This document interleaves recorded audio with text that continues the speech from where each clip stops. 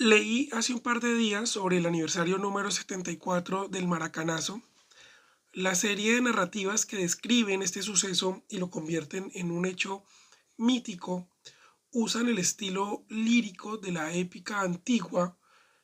He llegado a esa conclusión. Por lo tanto, contribuyen a sostener en el tiempo la gran gesta acontecida en la tarde del 16 de julio de 1950. Pero voy a rescatar una de las frases que enmarca el hecho apoteósico de la selección uruguaya. Abro comillas y dice: 3 personas silenciaron Maracaná: el Papa, Sinatra y yo. El autor es el mismo que marcó el segundo gol de Uruguay para la victoria y el título del mundo, Alcides Guía.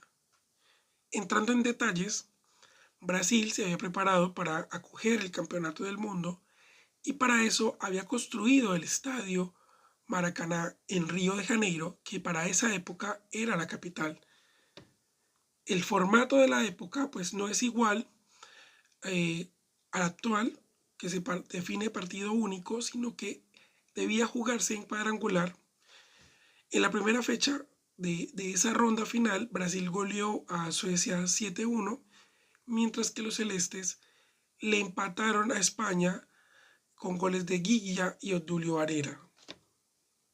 En la segunda fecha, Brasil goleó 6-1 a España y Uruguay venció 3-2 a Suecia con mucho esfuerzo, otra vez remontando con gol de Guilla y 2 de Oscar Omar Míguez. El torneo se definía en la última jornada por el puntaje que acumulaban Brasil y Uruguay, pero el empate favorecía a los brasileños, que salían siendo campeones al terreno de juego. Incluso en la camiseta que llevaban en la parte inferior a la titular se les alcanzaba a leer que decía campeones del mundo.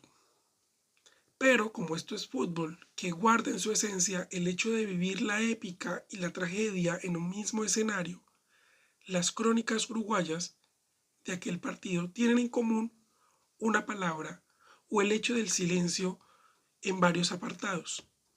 Voy a rescatar el primero que dice, o es expuesto por la Federación Uruguaya, y dice: el 1-1 genera un silencio casi sepulcral en un estadio colmado por más de 200.000 hinchas. Otra de las frases es rescatada de la BBC. Cuando se dio por terminado el partido, el estadio permaneció en absoluto silencio.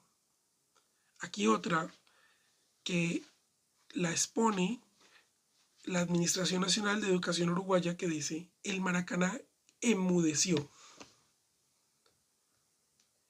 Lo anterior me lleva a pensar en el fútbol y su relación con el silencio, y este último asumido como parte del lenguaje paralingüístico en el que la verbalización se ignora.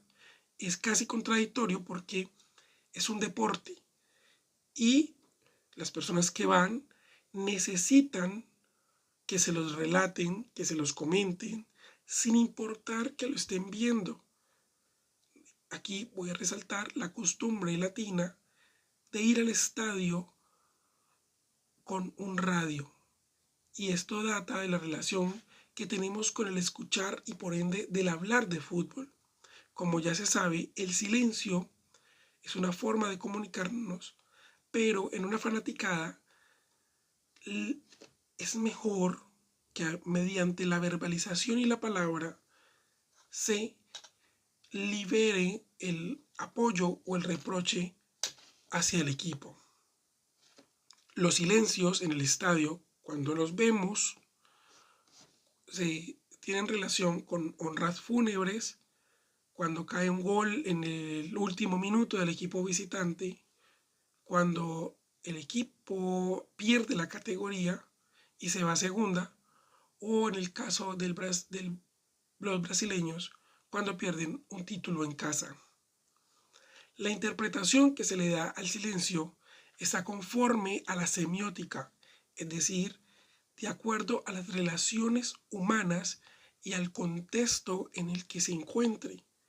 Pero en mi búsqueda de tratar de hallar una definición o brindar un concepto del silencio del que nos habló Alcides Guilla, pues no existe, porque el del Papa y el de Sinatra son aprobatorios, en el que voluntariamente se calla para escuchar placenteramente, mientras que en el fútbol es involuntario, es bajo el sentimiento de indignación e impotencia, en el que no puedes expresar lo que cargas.